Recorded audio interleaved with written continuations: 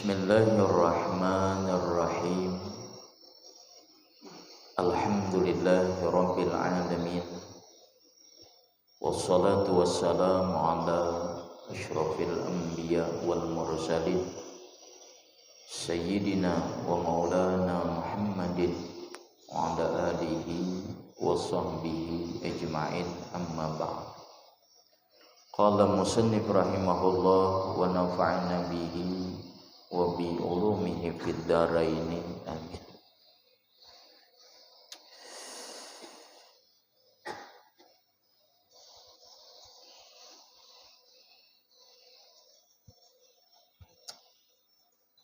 Wa mu'asyaratuhu atyabu min dzikri kasirul ma'unah hafiful ma'unah. Masih tentang sifat-sifat seorang murid yang benar, seorang murid yang siddiq. Murid artinya semalam orang yang berkeinginan menjadi kekasih Allah dan dia menjalani jalan atau dia melakukan suluk, melakukan perjalanan untuk menuju Allah. Nah, di antara sifat-sifat seorang murid yang baik semalam, kasirul ma'unah, banyak memberikan pertolongan, banyak menolong. Jadi sifat seorang murid, dia ringan tangan dalam menolong orang lain. Khafiful ma'unah,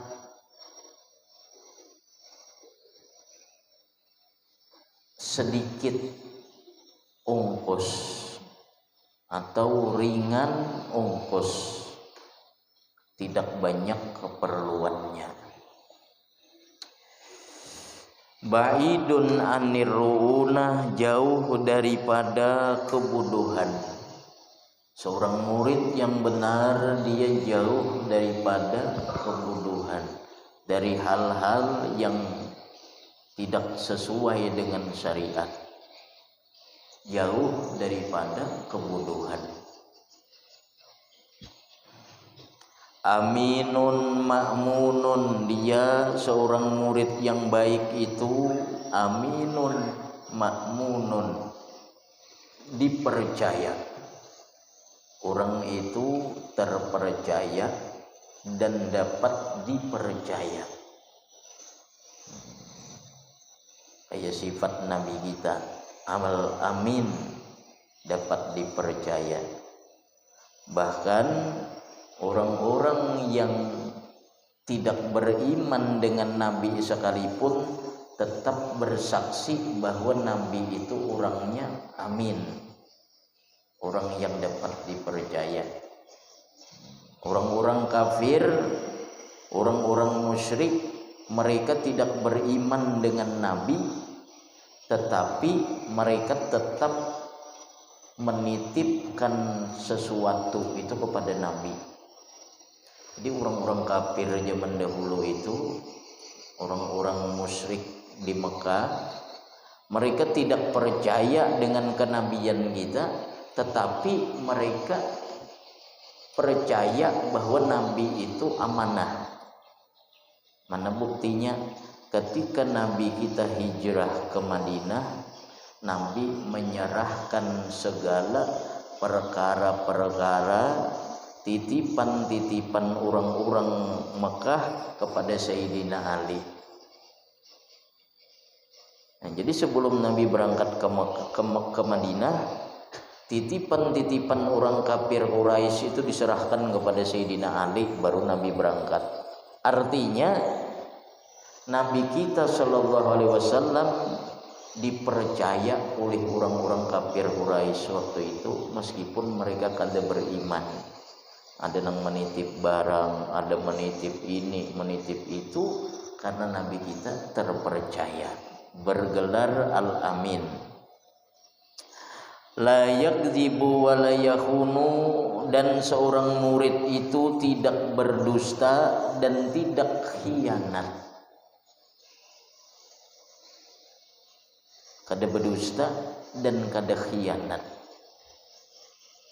Nah, semuanya ini ciri-ciri orang munafik. Berdusta, khianat, tidak dapat dipercaya, itu ciri orang munafik. Artinya seorang murid itu tidak ada di dalam hatinya itu nifak, sifat kemunafikan. Karena tanda-tanda munafik itu ada 3. Iza haddasa fakadzdzaba, apabila berbicara dia berdusta. Artinya kebanyakan dari pembicaraannya itu dusta. Misal 10 kali berbicara, 6 kali berdusta. Nah, itu kebanyakan sudah. Kalau 10 kali berbicara, ini ada sekali berdusta, nah itu belum masuk lagi. Nah, jadi pendusta apabila berbicara. Kemudian idza wa'ada wafa, apabila berjanji. Wa idza wa'ada akhlafa, apabila berjanji dia menyalahi janji, orang munafik. Idza tumina khana, apabila dipercaya khianat. Itu munafik itu bila ada 3 itu. Berpandir banyak berdusta, bila dipercaya berkhianat, bila berjanji ingkar. Itu tanda orang munafik. Akan tetapi itu cuma tanda. Jadi kita kada boleh mengatakan orang munafik, itu baru tanda. Nah, ada sahabat Nabi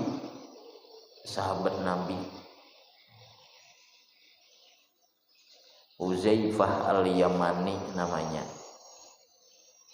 Sahabat Nabi ini satu rahasia dengan Nabi tentang mengetahui seseorang itu munafik atau tidak. Jadi apabila orang meninggal,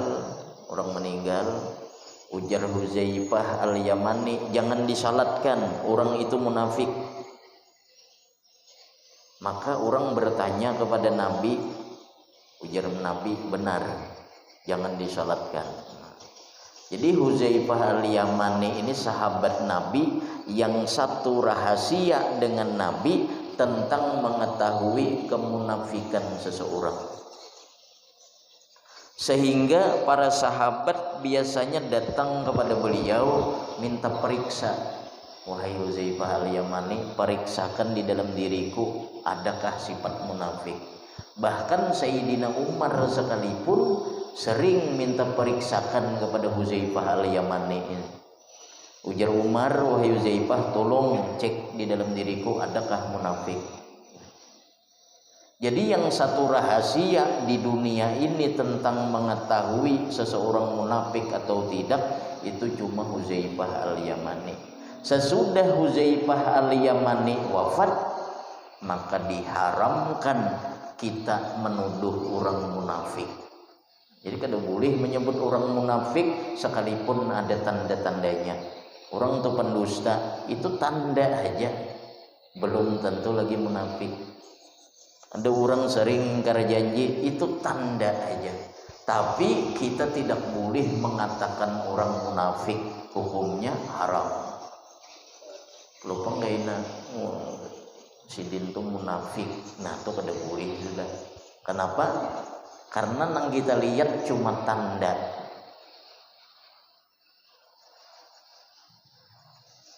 Orang tuh gembung parut, ada tanda-tanda hamil, belum tentu juga hamil. Tandanya aja itu bisa juga masuk angin, muntah-muntah. Tanda orang mengidam, muntah, belum tentu juga orang muntah itu mengidam. Nah, sama halnya tentang menyebut seseorang munafik itu diharamkan sesudah Huzaifah al-Yamani meninggal. Karena cuma Huzaifah yang satu rahasia dengan Nabi tentang mengetahui seseorang itu munafik atau tidak. Jadi kita kada boleh ada kawan, jangan didengari munafik, nah kada boleh.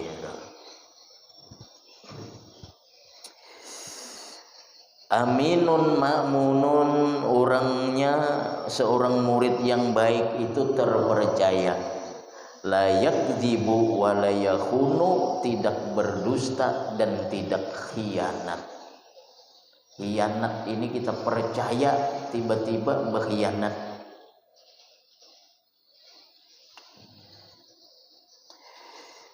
La bakhilan wa la jabbana, tidak bakhil. Seorang murid itu tidak bakhil, tidak pelit, tidak apa bahasa kutaya, himat ya. Nah, seorang murid itu tidak bakhil, tidak pelit.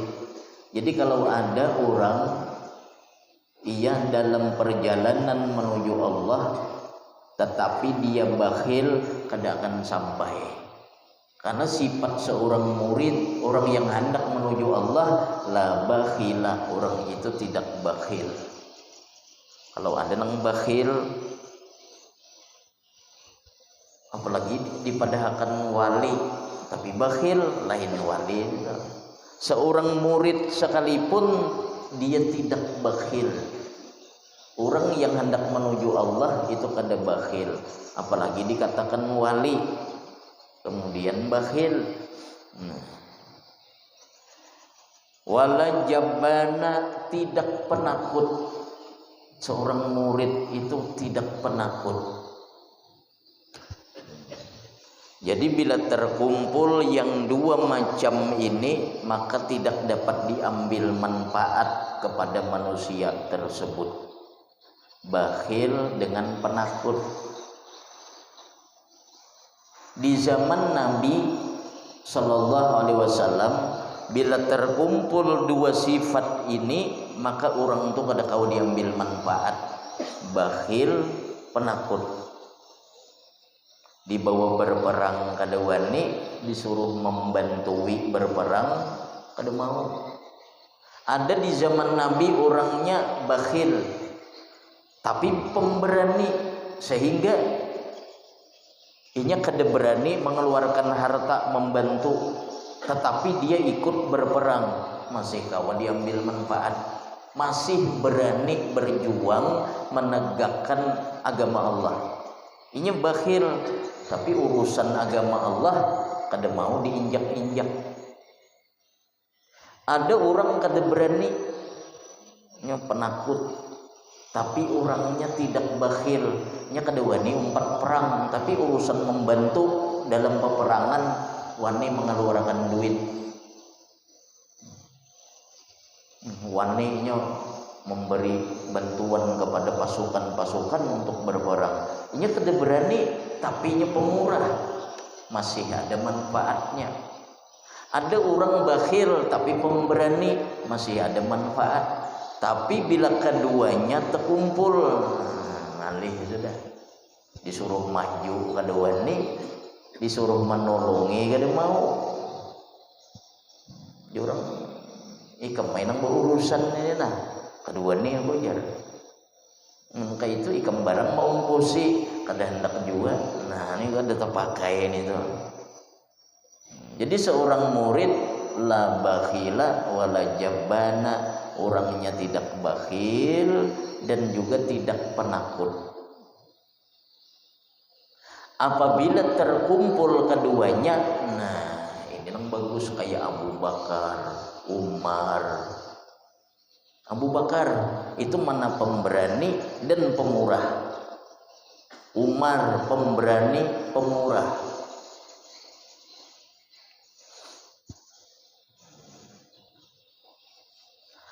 Wala sababan wala la'ana, dan seorang murid itu tidak mencaci dan tidak mencela. Kada suka mencaci maki, kada suka mencela, bungol, apalagi bangsat, macam-macam. jahanam. Nah itu mencela. Seorang murid itu tidak mencaci dan mencela. Ini orang yang hendak menuju Allah ini banyak nang dibersihi, baik akhlak nang zahir,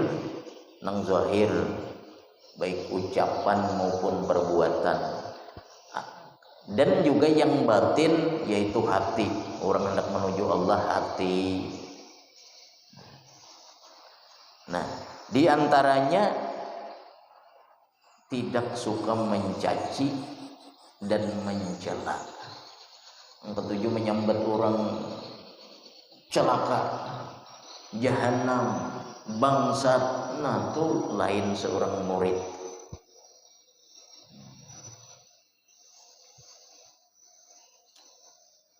Al-muslim man salimal muslim min yadihi wa famihi. Seorang muslim ialah orang yang selamat muslim lainnya daripada lisan dan tangannya.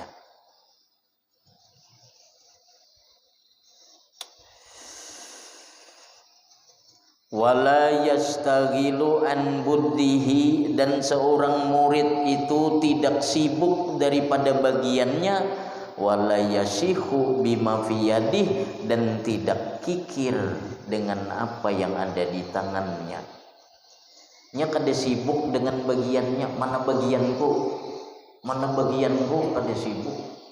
Seorang murid itu kalau ada bagian, ada terimanya, syukur, tapi nya kada sibuk mencari bagiannya.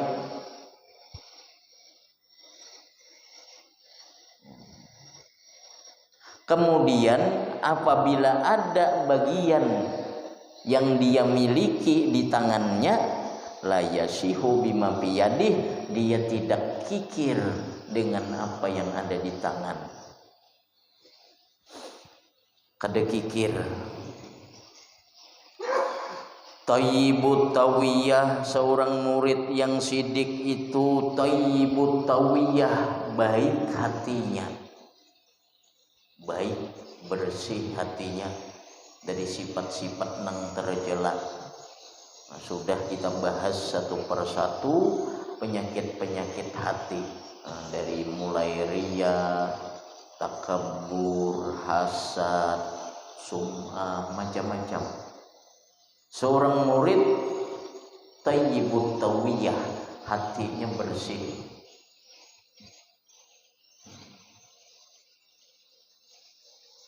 Hasanuniyah, niatnya baik dalam segala perkara. Jadi orang-orang dahulu itu belajar niat itu sama seperti belajar sembahyang. Artinya banyak nang dipelajari, kayak sembahyang tuh wudu itu ada rukunnya, ada syaratnya. Di antara syaratnya air mutlak. Air mutlak tuh nang bagaimana? Air terbagi tiga, air mutlak, air mustakmal, air mukhallid, kemudian musammas, banyak air. Kemudian suci dari najis terbagi sekian, najis mukhaffafah, mutawasitah, mughalazah, kemudian ada ainiyah, ada hukmiyah, macam-macam. Orang dahulu tuh belajar niat lapah, kayak belajar sembahyang. Contoh, hendak mematikan lampu ini niatnya apa? Nah, harus ada tuh di hati, supaya perkara-perkara yang mubah itu menjadi pahala. Duduk, apa niatnya duduk? Keluar dari majelis, apa niatnya? Memakai sandal, apa niatnya? Kaina makan, apa niatnya? Minum, semuaan berniat. Dan dengan sebab niat itu menjadi pahala semuaan. Jadi orang dahulu tuh belajar niat. Bersasapu ada niatnya, berkipas angin apa niatnya, Jadi orang dahulu tuh belajar niat satu persatu setiap hari itu ada niatnya sehingga kada sunyi daripada pahala. Di antaranya orang menuntut ilmu itu satu pekerjaan ada 12 niatnya, itu baru menuntut ilmu. 12 pahala sudah. Niat ini, niat itu. Nah, sudah kita jelaskan dahulu. Ada menuntut ilmu itu ada 12 niatnya. Nah, makan berapa niatnya? Pertama, ini untuk menguatkan beribadah. Nah, macam-macam niatnya tuh jadi berpahala makan tadi. Jadi seorang murid itu hasanuniyah, baik niatnya. Tetapi yang maksud baik niatnya ini sesuatu yang mubah atau yang sunnah atau yang wajib. Jadi tidak berlaku kejahatan tapi niatnya baik, kada berlaku itu. Kalau menggawi kejahatan cuma niatnya baik, menghormati kawan, ya kena kawan tersinggung, kada boleh itu. Jadi niat ini niat nang mubah bisa jadi pahala. Kalau yang haram kada bisa jadi pahala. Aja kawan tolongin nah, rasa iyakan nah. Kawan menjulungi apa minuman keras. Ayo jangan niat menghormati kawan, kada kawan itu. Jadi minimal nang mubah. Amun nang haram kita niati niat nang baik kada kawan. Kayak orang mencuci pakaian tapi dengan air kencing kada bisa. Niatnya membersihkan tapi mencucinya dengan air kencing kada bisa bersih. Jadi nang kawa diniati dengan niat nang baik itu nang mubah, nang sunnah. Sahatuhu min kulli syarrin nakiyah, hatinya dari tiap-tiap yang jahat nakiyah, bersih. Jadi hati seorang murid dari tiap-tiap yang diharamkan, dari tiap-tiap yang jahat, bersih hatinya. Kadada di hati menghendaki kejahatan bagi orang lain. Orang lain karena musibah inya senang, kadada. Dalam kamus orang-orang wali itu kadada. Dalam kamus seorang murid sekalipun itu kadada, apalagi wali. Orang kena musibah lalu di hati senang, kadada itu. Kalau ada demikian itu sudah terusir dari orang-orang sufi. Sudah terusir dari golongan sufiyah.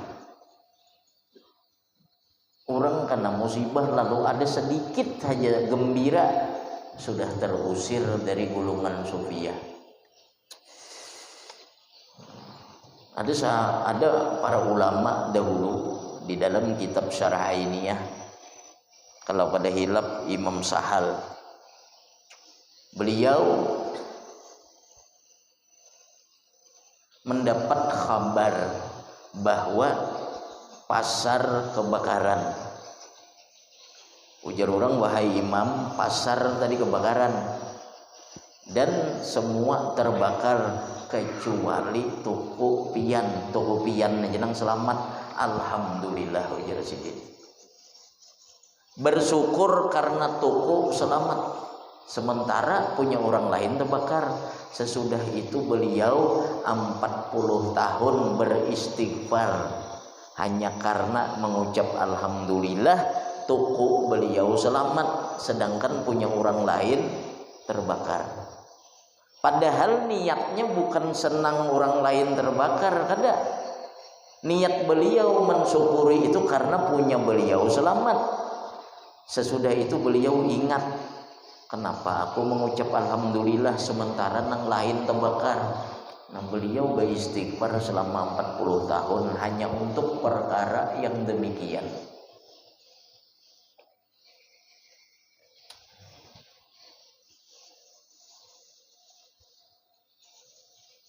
Sahatuhu min kulli syarrin nakiyah, hatinya dari tiap-tiap yang jahat suci.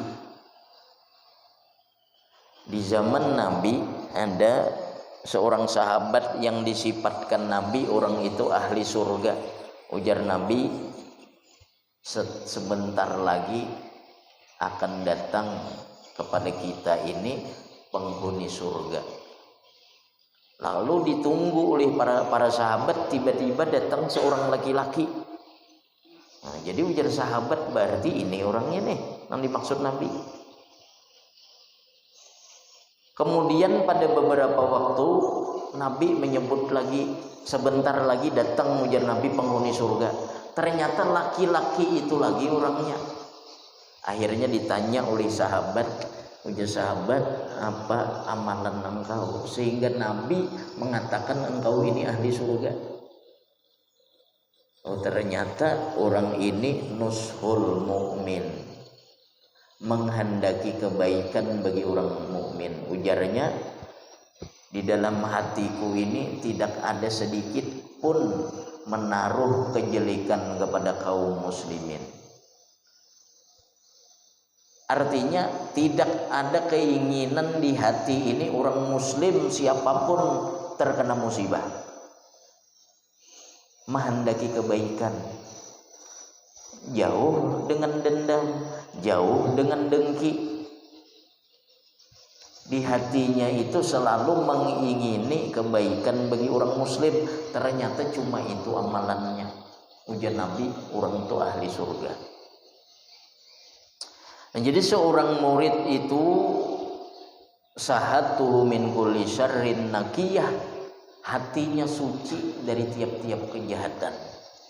Wa himmatuhu fima yuqarribuhu min rabbih aliyah, perhatiannya, keinginannya, kesungguhannya pada sesuatu yang mendekatkan dirinya kepada Allah tinggi. Keinginannya tinggi, perhatiannya tinggi terhadap sesuatu yang mendekatkan dia dengan Allah. Jadi apabila ada hal-hal itu bisa mendekatkan diri kepada Allah, orang ini sangat perhatian. Misal di antara keadaan yang meninggikan seseorang, yang cepat mendekatkan orang dengan Allah adalah pemurah, maka dia sangat pemurah. Ada hadis Nabi, as-sakhi habibullah, orang pemurah itu kekasih Allah.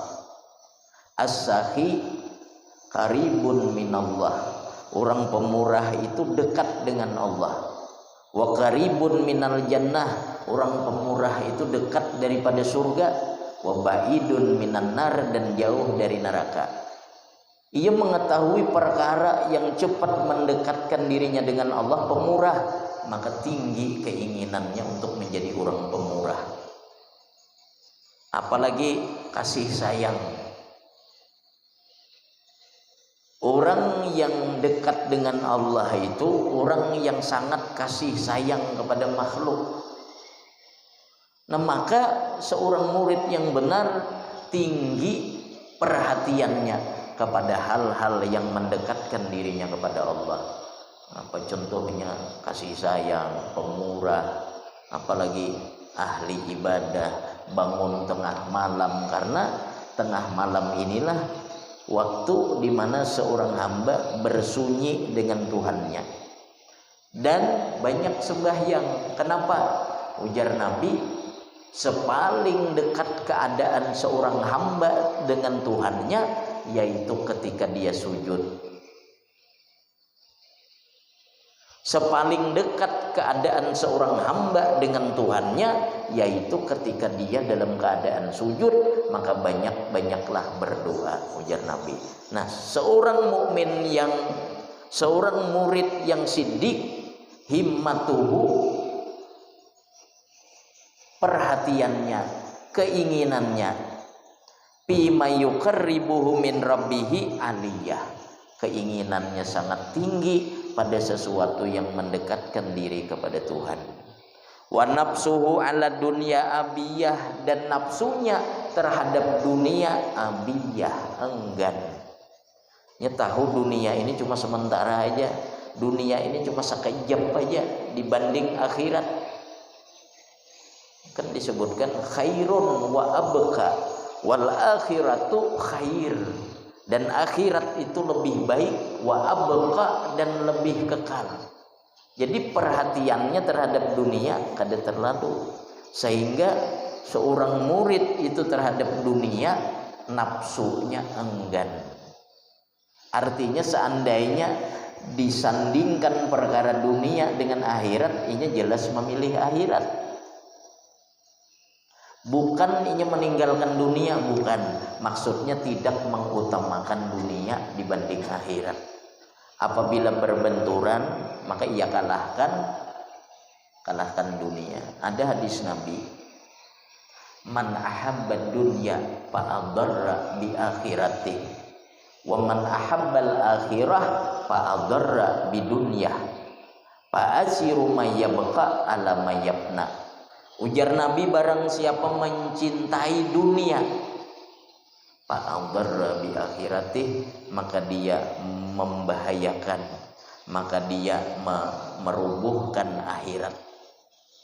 Mencintai dunia maka merubuhkan akhirat. Orang tuh banyak membangun dunia, maka akhirat kada terperhatikan. Wa man ahabbal akhirah fa'adarra bidunyah, dan barang siapa mencintai akhirat maka dia merubuhkan dunia. Lihat orang nang pikirannya cuma akhiratnya, kada ingat lagi membangun dunianya, kada kepingin lagi membangun dunia. Jadi keduanya ini sama. Barang siapa mencintai dunia merubuhkan akhirat, barang siapa mencintai akhirat maka merubuhkan dunia. Lalu apakah kita disuruh tengah-tengah? Kada. Kalau tengah-tengah, orang ini masih meragukan selamat atau kada. Maka hadis Nabi selanjutnya, fa'asiru may yabqa ala may yabna, maka pilihlah sesuatu yang kekal di antara yang fana. Mana nang kekal? Akhirat. Maka kada mengapa dunia ini kada terlalu kita bangun, nang penting akhirat dibangun.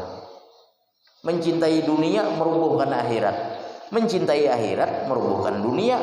Fa'asiru may yabqa ala may yabna, maka utamakan, kata Nabi, may yabqa, sesuatu yang kekal, ala may yabna, atas sesuatu yang fana. Kita di dunia satu mat saja, di akhirat selama-lamanya. Orang nang pintar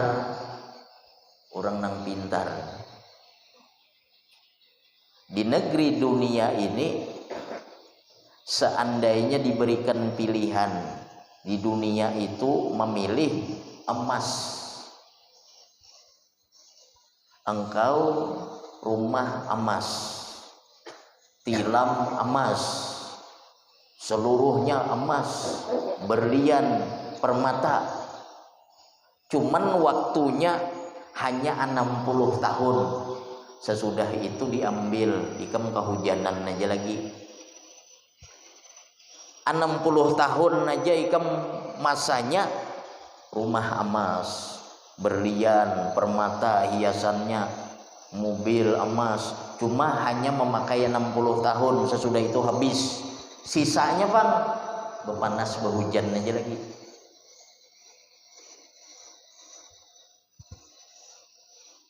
Orang yang bodoh ini memilih emas permata, padahal waktunya cuma 60 tahun, sisanya berhujan berpanas saja lagi. Itu orang yang bodoh. Atau pilihannya engkau memakai tembikar. Tahu tembikar? Terbuat dari tanah liat nang dibakar. Rumah engkau tembikar di dunia nih, tapi selama-lamanya. Mana pilih? Rumah tembikar, kumuh, kawa benaung, dari hujan, dari panas, tapi selama-lamanya, dibanding emas, tapi cuma 60 tahun limbah itu berhujan berpanas. Orang pintar memilih tembikar, asal selama-lamanya. Orang bodoh memilih emas, sisanya berhujan berpanas saja lagi. Nah ini dunia. Sekarang akhirat itu adalah emas dan dunia adalah tembikar. Hanya orang nang bodoh nang memilih mana tembikar dan sementara, mana sementara, mana tembikar. Sedangkan akhirat itu emas dan selama-lamanya. Nah, orang yang benar akalnya sihat ini memilih emas dan kekal selama-lamanya. Bal akhiratu khairu wa abqa. Bahkan akhirat itu lebih baik dan lebih kekal. Ada sering orang salah dalam memahami. I'mal lidunyaka ka'annaka hayatan abada wa'mal li akhiratika ka'annaka tamutu gada. Beramallah untuk dunia seakan-akan engkau hidup selamanya, dan beramallah untuk akhirat seakan-akan engkau mati besok hari. Lalu ujarnya berarti kita nih harus seimbang dunia dengan akhirat. Bukan itu maksudnya. Maksudnya beramallah untuk dunia seakan-akan kamu hidup selamanya. Maksudnya bila urusan dunia masih kau ditunda. Kenapa? Karena engkau akan hidup selamanya. Seakan-akan hidup selamanya. Urusan dunia kau ditunda. Dan beramallah untuk akhirat seakan-akan kamu mati besok hari. Apabila urusan akhirat seakan-akan mati besok hari, maksudnya bila urusan akhirat kada kau ditunda. Nah, itu pahamannya. Ini memahami berarti disuruh seimbang jarak antara dunia dan akhirat. Beramal untuk dunia seakan-akan hidup selamanya, beramal untuk akhirat seakan-akan mati besok hari. Berarti disuruh seimbang. Kan ada seimbang. Itu maksudnya beramal untuk dunia seakan-akan hidup selamanya. Bila urusan dunia kau aja ditunda.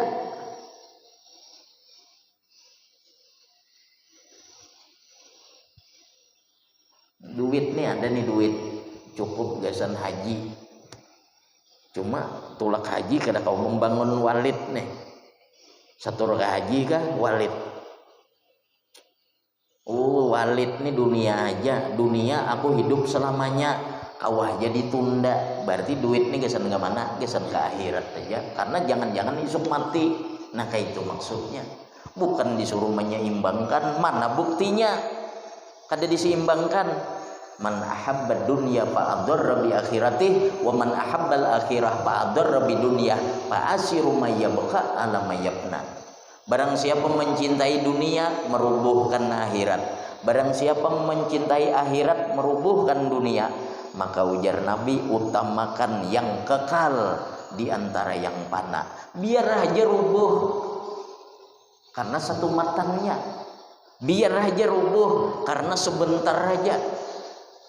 Kalau akhirat rubuh selama-lamanya kita. Itu maksudnya. Ada seorang raja di zaman dahulu bertanya kepada ulama. Ujar raja tadi, wahai ulama, kenapa akhir-akhir ini aku takut mati? Kenapa akhir-akhir ini kami ini para penguasa ini takutan benar mati? Ujar ulama menjawab, siapa yang kepingin berpindah dari negeri yang dibangunnya ke negeri yang dirubuhkannya. Engkau membangun dunia, raja ini membangun dunia, sedangkan akhirat kada dibangun. Inya kada membangun akhirat, maka siapa nang hakun pindah ke negeri yang roboh? Dunia behimat inya membangun, tapi akhirat kada dibangun, siapa hakun pindah ke situ? Kita aja gin mulah rumah di kota bangun sini, megah. Kampung kita di mana misal? Asalnya misal kampung kita di Muara Muntai sana. Nang di Muara Muntai itu diambili no.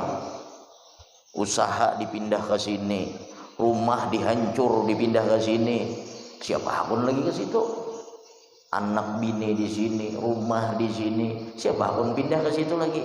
Nah sama orang membangun dunia tapi akhirat kada dibangun, maka orang itu akan takut menghadapi kematian.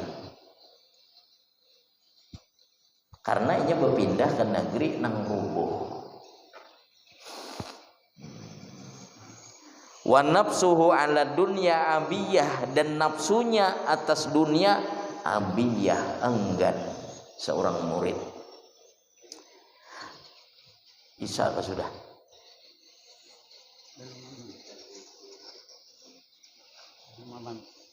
La yusirru alal hapwah, dia tidak mengekali atas dosa. Seorang murid kadang tegawi dosa juga, cuma kadang mau terus menerus. Kenapa tegawi dosa? Karena murid itu kadang maksum dan kadang mahfuz. Kalau Nabi, beliau maksum, terpelihara dari dosa. Kalau wali mahfuz, mahfuz itu terjaga tegawi dosa, kaina langsung sadar, langsung tobat dan tidak mengulangi dosa yang sama. Nah sama seorang murid itu, dia tidak mengekali dosa, artinya kadang tegawi dosa cuma langsung tobat dan berhenti. Wala yuqdimu wala yuhjimu bimuqtada syahwat. Dan seorang murid itu la yuqdimu wala yuhjimu, dia tidak maju dan tidak mundur dengan semata-mata syahwat. Jadi untuk menentukan perbuatannya, seorang murid itu tidak menuruti nafsu. Maju mundurnya itu tidak diatur semata-mata nafsu. Kenapa inya maju? Sudah dipikirkannya. Majunya ini apakah karena nafsu atau karena Allah? Kenapa inya mundur? Sudah dipikirkannya. Kenapa mundur ini karena nafsu atau karena Allah? Walhasil dalam diri seorang murid tidak ada bagian untuk nafsu. Yang hendak melakukan ini sudah dipikirkannya, ini nafsu atau karena Allah. Ini menuntut ilmu, nafsu karena Allah, harus karena Allah. Jadi seorang murid itu tidak maju dan tidak mundur semata-mata dikarenakan syahwat. Jadi bila dia mengambil keputusan itu sudah kosong daripada nafsu. Maka nafsu itu buktinya mana? Ini bakal mencelakakan kita pada akhir. Pertama, kita mendapat kenikmatan, tapi di akhir mendapat kesengsaraan, itu nafsu. Qarinul wafa wal futuwah, menyertai kesetiaan dan kemuliaan. Haliful haya wal muru'ah, berteman dengan sifat malu dan menjaga kehormatan. Nah, seorang muridnya ada sifat malu. Mun kada tahu disupan itu lain murid itu. Kada tahu disupan.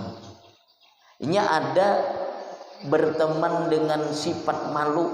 Ujar Nabi, al-haya minal iman. Malu itu sebagian daripada iman.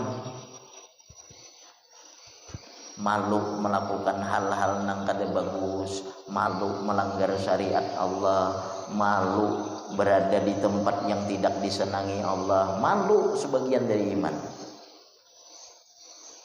Menang malu umpat belajaran tuh luput mandak malunya itu.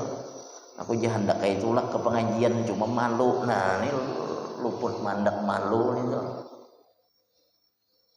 Aku hendak aja menyumbang cuma supan. Ini luput mandak supan itu. Maksudnya supan hendak maksiat supan, melakukan yang kada baik supan, atau malu itu maksudnya. Melakukan kebaikan malu, nah itu salah minum obat itu. Aku jangan hendak kayak bersedekah cuma supan. Nah ini salah mandak malunya.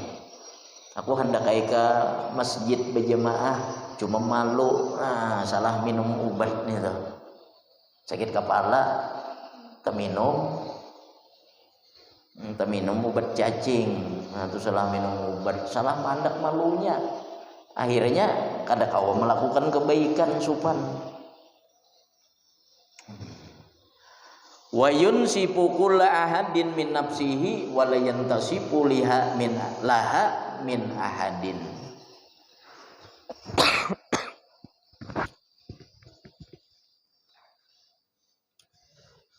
Sampai enggak situ dulu. Al-Fatihah. Alhamdulillah rabbil alamin. Iyyaka na'budu wa iyyaka nasta'in.